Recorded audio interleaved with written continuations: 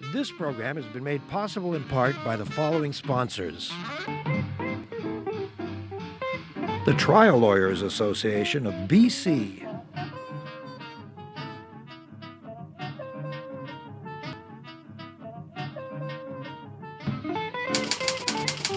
The Vancouver Courier newspaper.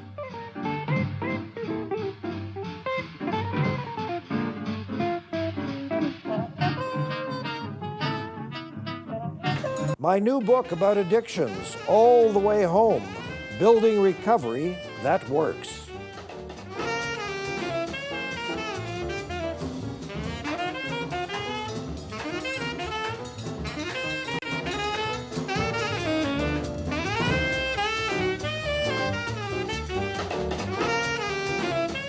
Did you ever link the idea of alcohol to cancer? I certainly didn't, but how about this? More than 100 epidemiological studies have been done throughout the world by famous institutions of health that say increased use of alcohol increases the chance of cancer. Now, I wouldn't have been aware of this if it hadn't been for a man named Fred Scarfe, who sent me a wonderful lengthy email the other day with this entire story. And he can tell us his story about how he, a retired fireman, suddenly fell into the research that revealed all these dreadful truths and how governments are not doing very much about it or even telling us about the dangers. Hello, Fred Scarfe. Hi, David. Great to see you. Thank you so much for coming in. Thanks for having me. So you retired after a zillion years with the fire department? Burnaby Fire Department, Yeah. a proud retired member. Wonderful, wonderful. So you got some time on your hands and you're doing some things and you're playing with the internet. What led you to start thinking about alcohol?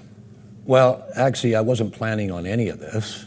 It Yes. just so happened that watching, following the news, you would see all these stories about marijuana shops in Vancouver, Yes. young people with drugs, fentanyl. Yep. And I'm thinking, where's the leadership? And it's kind of like a free-for-all. But at the same time, I'm thinking alcohol, which is actually the worst and biggest drug, is sort of in the background. Nobody's bringing that up. And I found it kind of amusing. I'm thinking of all these young people where there's all this concern and the parents are concerned to stay away from drugs.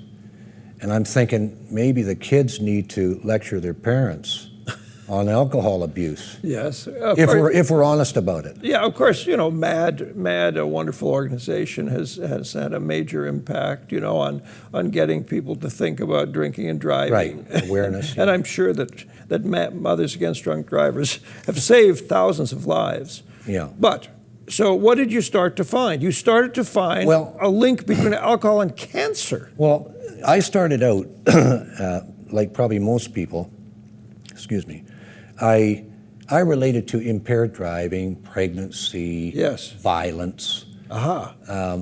But I just, for some reason, I thought, I'm going to look up alcohol and diseases.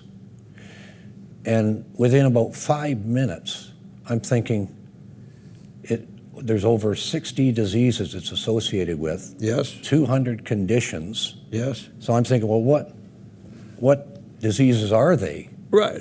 Well, even I'm looking at heart, stroke, diabetes, or complications of diabetes, eye problems. Yes. Then these Liver. Yes, oh, for sure. Of course, yes. And all these conditions from anxiety, stress, depression, suicide, and it went on and on. Yeah.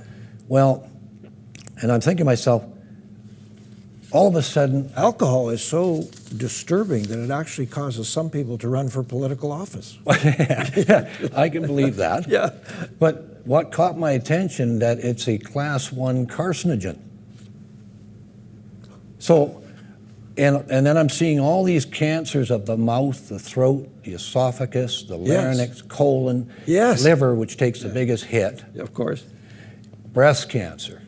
So I'm thinking, I don't know this. Maybe it's just me, which is kind of embarrassing. I think I'd know some of this stuff. Well, I went on asking people, started with family, friends, older women. Yes. Especially with the breast cancer, because that's where it affects them the most. Of course. They're older. Yeah. I couldn't find, and this is doctors and nurses too, David, that I was contacting. I would send out emails because it motivated me to kind of cut the BS that people have been fed and tell the truth. So I'm firing it out. I started with the Premier, basically with an opportunity to do the right thing. Yes. That it's an opportunity, and I don't care. You're not, now what is the right thing? You're not telling the Premier you shouldn't sell alcohol. No, it's never about that. And you're not a teetotaler, you're not against alcohol. Oh no, I have the odd beer myself. Yeah, how odd. It's not, we know prohibition never works. Right, yeah. But what it was I found a complete silence right through the system. All the healthcare people were either vague messaging. For example, I'd look in their websites under lifestyle choices, and all I would see would be drink less, drink wisely, which I found funny, and then the old standby or limit your alcohol. Like one fellow, a friend of mine, says, well, I limit it to 12 beers by lunchtime. That's it. That's a wonderful limit. Yeah. And then the standard one they use is drink responsibly. Yes. My other friend said, well, I'm responsible for my drinking. Yeah. In other words, to me, it's so vague and misleading. And then I found out what they really recommend is the actual consumption for all of us. And this is throughout the system. This is from the World Health Organization, cancer societies, right here in BC at HealthLink BC. Yes. And every single one of them right through was, first of all, they mentioned that there is no safe level of any alcohol. It's a class 1 carcinogen, which I never knew, and either did my friends. But there's no evidence, just so we don't alarm people or they don't think we're coming from out of utter left field, Fred. You're not saying that having a glass of wine once a year at Christmas is going to get you cancer. No. Yeah. Well, I mean, people use all kinds of things. We can get it from the air, whatever. Yes. But if we stay on point, this is alcohol. And basically, they say there's no safe level at all, if we're honest about it, that it is a carcinogen. It's known carcinogen. Yes. Confirmed. But now here's what they say. If you still choose to drink, which people have a right to, limit to 1 drink or less per day for women.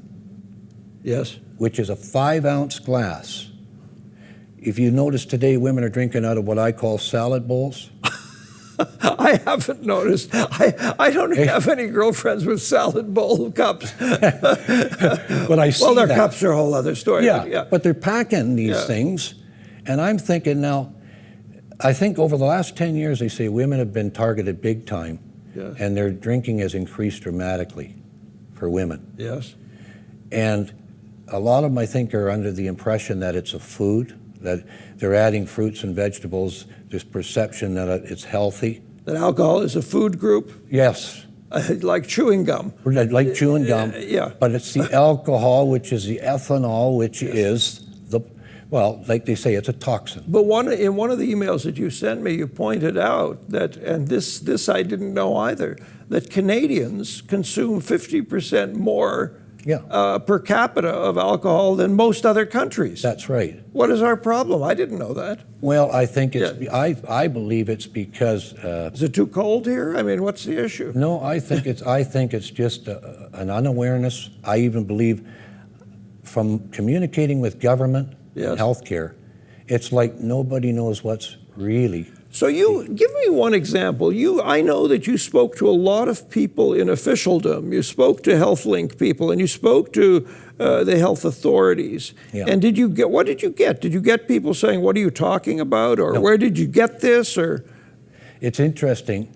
I've sent material that could fill a book, David, to the Premier, to our health minister, to all our healthcare providers. Yes. I've had some positive responses from a few, usually from the women. The men, they've been either, I don't know, silent. Yeah. I've had the odd guy get back to me, a chief medical health doctor of BC. Yes. Barry Kendall. Yes. I got a little email back. Thank God is retiring soon. Best wishes. So I sent an email back to him. I said, what is your role as a chief medical health officer to make our citizens of British Columbia, especially our women, Yes. aware?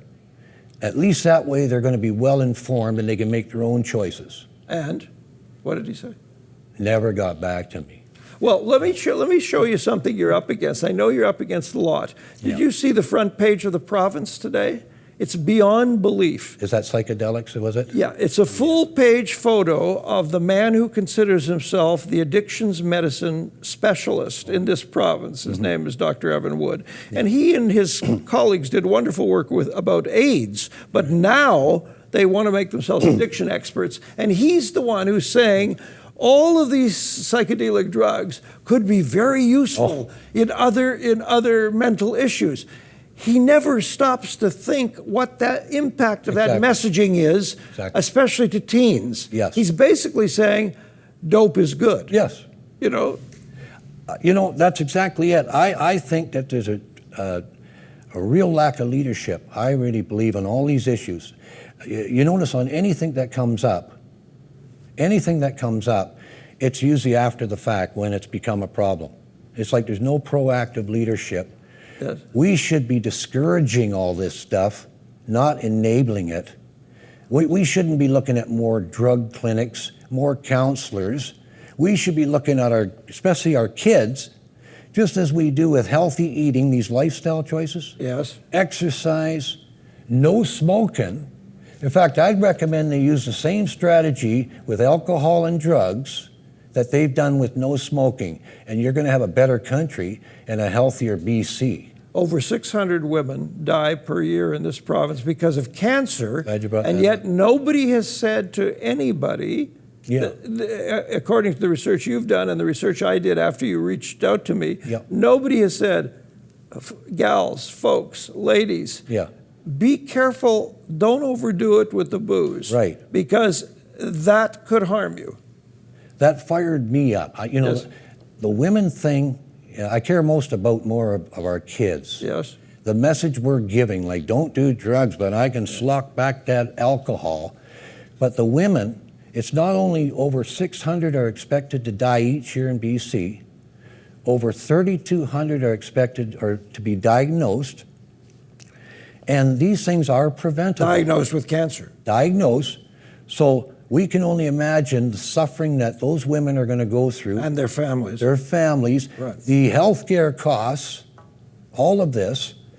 And these women, little do they know that at HealthLink BC, on that site, but it's buried again. I've had women ask me, how do I find it? Because I give them HealthLink BC. You have to dig. It's on the 4th page in the middle of nowhere. Yes. And this is what it says. To prevent women's breast cancer, yes. Avoid all alcohol, any kind, any amount. I mean, completely avoid it. I got it. We're going to take a quick break. We're going to go to the bar and have a few. No, we'll be back in less than a minute. This is the opportunity for you to send us an email to davidberner.com, and also the opportunity for those lovely people who support us to say hello here on Shaw Community Television Cable 4.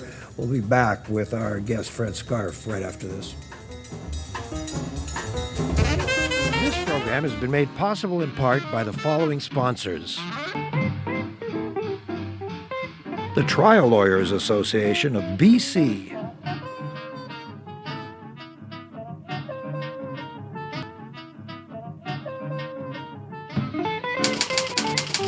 The Vancouver Courier newspaper.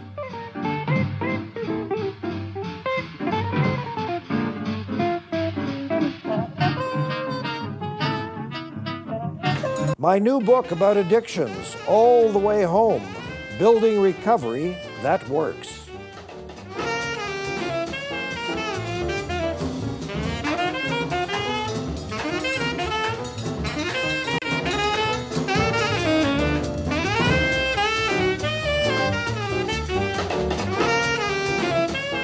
Nobody is trying to be an alarmist. Many Canadians, British Columbians, drink with relative impunity. Not everybody is an alcoholic, and so lots of people enjoy their wine and hard liquor, beer, whatever. However, after our guest, Fred Scarfe, contacted me, I did a bit of netting myself, And for example, the National Institutes of Health in Washington, a subdivision, the National Cancer Institute, I think it's in Rockland, have said clearly that increasing alcohol consumption increases the opportunity for cancer.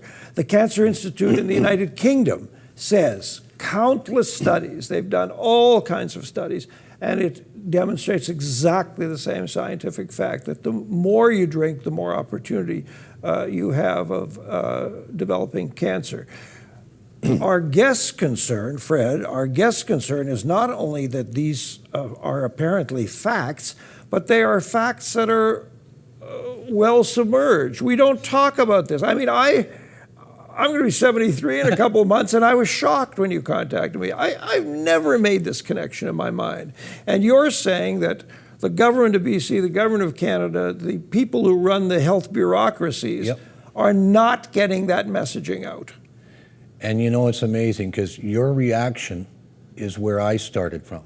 Like you say, we're not teetotalers here. Yeah. We're not for banning alcohol. Most of these people here in the studio are drunks. No, well, they're okay. They're people. Well, look, some of them are sort of almost standing. Yeah. Well, I've seen alcohol, what it's done to people. They paint this thing in their marketing and branding as it's a lifestyle choice. Yes. Let's not fool ourselves.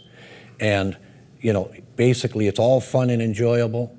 But the truth is, you talk to those women out there from domestic violence, you talk to people that have lost a loved one or been permanently injured on the highway, whether it be pregnancy, people in the hospital, women suffering with breast cancer. Oh, it's fun and enjoyable. That's, for some, they do. They are what they call responsible, which I think is not the proper word. Did you happen to, when you did your research, did you also check out the revenues per year for wine, for liquor sales to the government?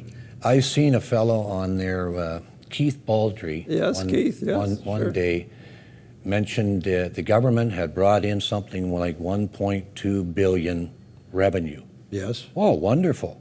They don't tell you they put out maybe 1.5 billion in healthcare costs, illness, disability, hospitalizations.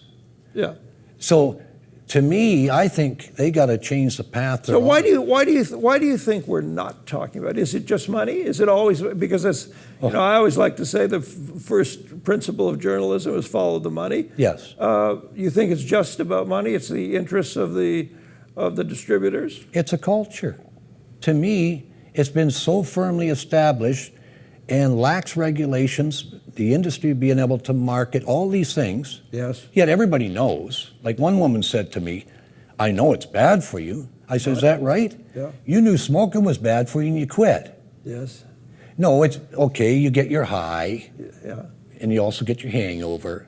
And I find that, if we're honest, there's a lot of people functioning every day over any safe level. Now, you have a friend who came down to the studio with you today, Janice Watkins, and she was so moved by what you were discovering that she created a little chat fest with her friends. Right. What were they calling it? Concerned women in Surrey, kind of. And is she finding that she and her friends are kind of equally astonished by this information? Not only and these women are 50, 60, 70 years old. So how do we expect our young people, who are pretty busy just texting, not really aware, and that, to me, it's all about awareness.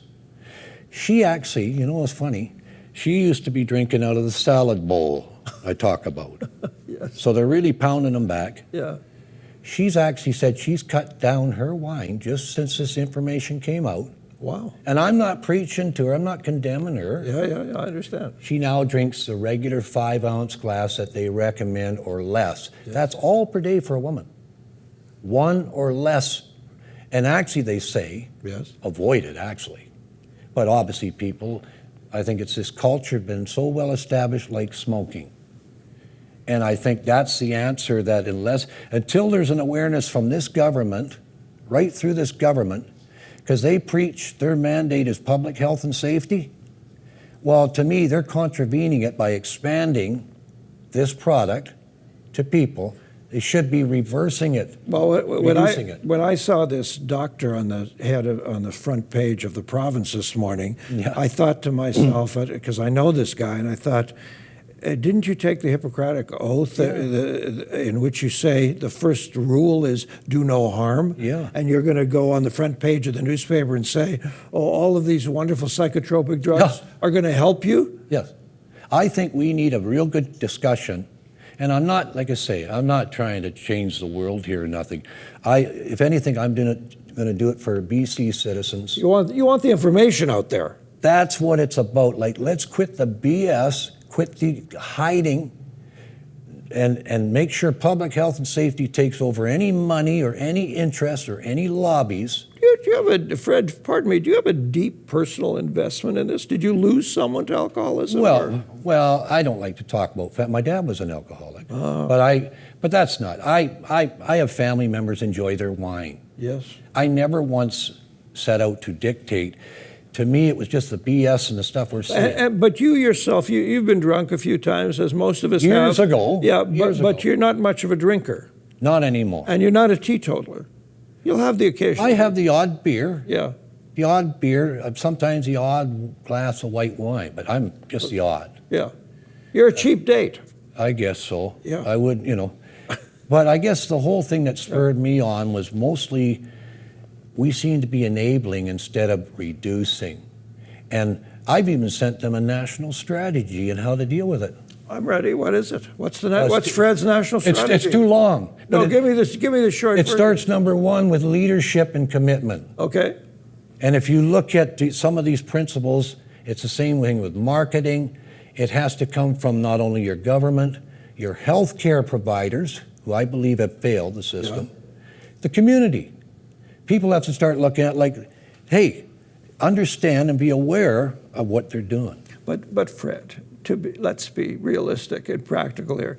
When people want to get elected, whether it's to the presidency of the United States or to the legislature in Victoria or the mayor of Surrey, Right. they talk about leadership and commitment. That's what they talk about in their when they want to get elected. Right. And once elected, what do most politicians do? They spend all their time covering their ass. Yeah. That's what they do. Right. They spend all their time just sort of, making sure that the fires aren't too smoky. Yeah. Well, to me, we need more of us to speak out. I mean, it's more about honesty here than anything. And I keep referring to cut the BS and quit hiding this stuff. And I don't care who they are connected with. It's us. We pay the tax. They work for us, not for any one industry. If you were Minister Terry Lake, the Minister of Health in BC, or if you were the head of the Fraser Health Authority or Vancouver Coastal Health, would you set aside a budget to put out advertising and messaging that says, limit your drinking? That and more. Really? Absolutely. And that would be right where every one of them has lifestyle choices. Yeah. They'll say healthy diet, exercise, staying active, no smoking. It's right there with no smoking. Now, the restaurateurs would be furious at you. Well, I guess if you look at tobacco used to be such a big business. Where are they now? And where's the sympathy for them? People look at a smoker now like they'll throw rocks and condemn them. Exactly. People do look at smokers these days like they're some evil lunatic. I'm not under any illusion. Yeah. All I'm saying is these things take time, but it takes leadership, commitment, the awareness to first of all say, hey, what the hell is this? What are we dealing with? And all these things about the cancers, the actual recommended amount you should drink, even though you shouldn't drink, they say. Yep. That it's a toxin. Lips, mouth, throat, esophagus, colon, liver, everything. Breasts is affected by. We got women in this province right now being diagnosed, like you said, all that they're going through and dying each year right now that are unaware. Now, whether they decide what they want to do with that information is up to them.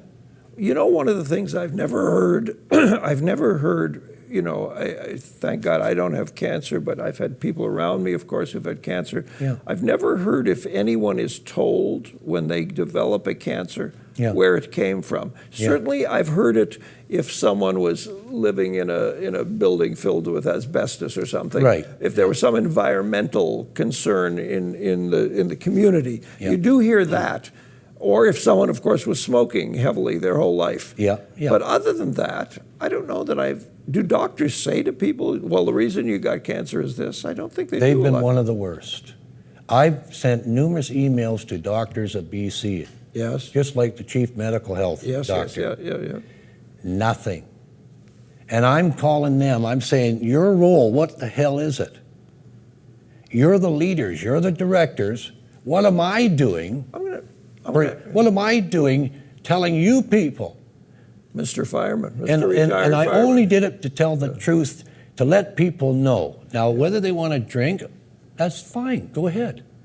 But quit the lies and bring this information out.